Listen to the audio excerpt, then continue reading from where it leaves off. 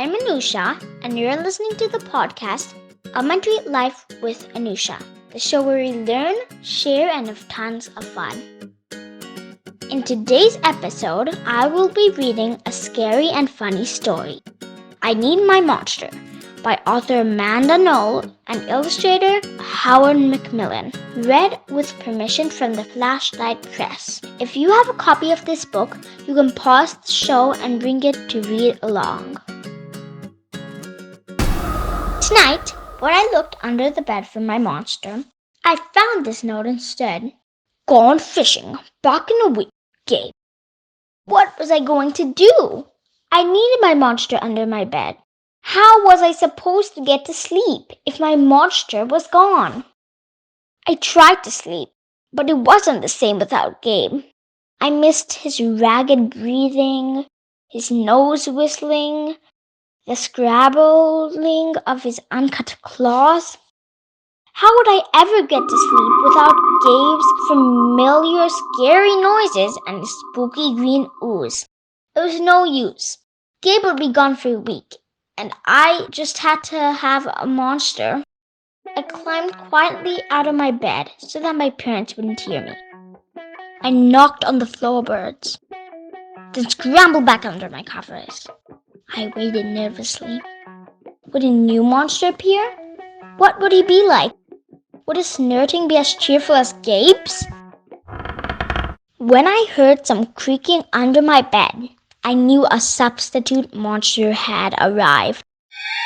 Good evening, said a low, breezy voice. My name is Herbert, and I will be your substitute monster for the evening. Herbert? What kind of a name is Herbert for a monster? You don't sound scary at all. Have you ever scared a kid before? Well, no, but I have read all best books about that topic. Do you have long teeth and scratchy claws? I asked. No, but I have an overbite and a mouth breather. Listen. Herbert's panting was kind of scary, but it wasn't enough for me. Herbert, listen, I'm sorry. I just don't think this is going to work. It's nothing personal, but I really need a monster with claws. Picky, Herbert complained. As you wish, I'll go. There was some more creaking, then Herbert was gone. Some scratching warned me that a second monster had appeared. Good evening, he said in a high, silky voice. My name is Ralph. I understand that you need a monster with claws. If you please lean over, I'll hand out an arm for an inspection. I crouched on the edge of my bed, hoping to see Horrible's shaggy arm with sharp, ragged nails. Instead, I was surprised to see sleekly brushed fur with smooth, shiny claws. Excuse me, I don't mean to be rude, I asked, but is that nail polish on your claws? I could tell that this wasn't going to work either. I'm sorry to disappoint you, Ralph, but I need a monster with scary claws. Like Gabe's, I thought. I heard some more scratching and I knew Ralph was gone. A minute later, a third voice from under the bed rasped, Check out these claws, kids. Claws were impressive, jagged and dark and razor sharp. So far, so good. I was a little nervous. Could you stick out your tail? I whispered. Sure, but don't get scared. I peeked through the fingers at the slimy tail slithering all over the foot of my bed. That's when I noticed the bow. Are you a girl monster? Of course I am, she snapped. I'm Cynthia, and do you have a problem with that? Yeah, I do, I admitted. I definitely need a boy monster. Boy monsters are for boys, and girl monsters are for girls. Everybody knows that. Well, aren't you a picky one? She sniffed, and then she was gone. Was I being too picky? No, I knew that my monster needed to be well-clawed and menacing. The whole point of having a monster, after all, was to keep me in bed, imagining all the scary stuff that could happen if I got out. Then I heard a shuffling noise and some slobbering. A fourth monster was under my bed. "Hey, the name's Mac." "Those are excellent claws, but do you have a long tail?" I leaned over to see. "No, my tail is stumpy," Mac slurred. "But I do have an unusually long tongue." "Why would I be afraid of a long tongue?" I asked. "Oh, I don't know," he said, trying to sound terrifying. "You never know when I might lick you." I fell back on the bed laughing. "Well, if you're not even going to try to work with me," Mark whined. I held my giggles. "I really don't think you should send me away," he warned. "Can't you reject 5 monsters in one night?" "I did not reject 5 monsters tonight," I interrupted. "My regular monster went fishing." "Fishing, eh? Maybe you just left because you're so picky." "Fine.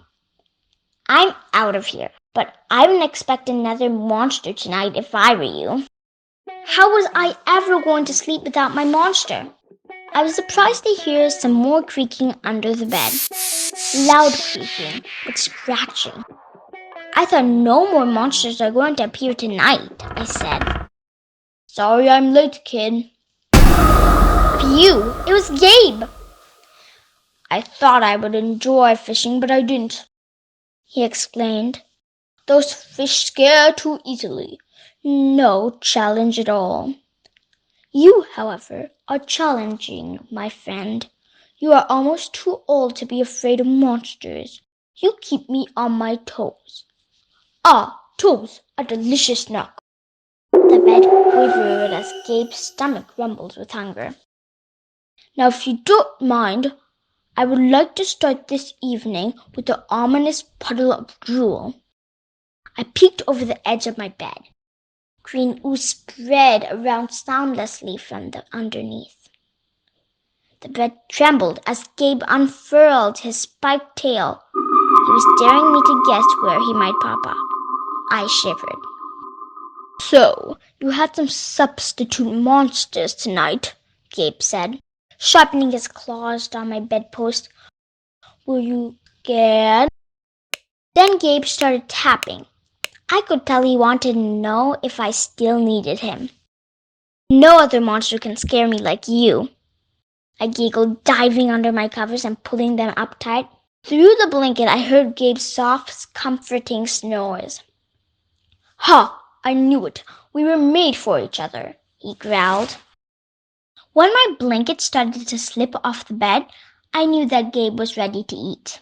"Now, if you please stick out your foot," he said. "I would like to nibble your pinky."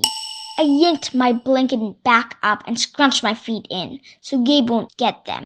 "No toast tonight, but you can have this," I offered, pushing a pillow off the bed. I didn't even hear it hit the floor. Gabe was back. The ooze was perfect. Everything was back to normal. I shivered again. I would be asleep in no time. With this, we come to the end of episode 2. Hope you liked today's episode. Up next in episode 3, we will be talking about sandwiches. Yes, sandwiches. You heard it right. I love sandwiches. Stay tuned. This is Anusha signing off from Season 1, Episode 2 of Elementary Life with Anusha. Thank you for listening.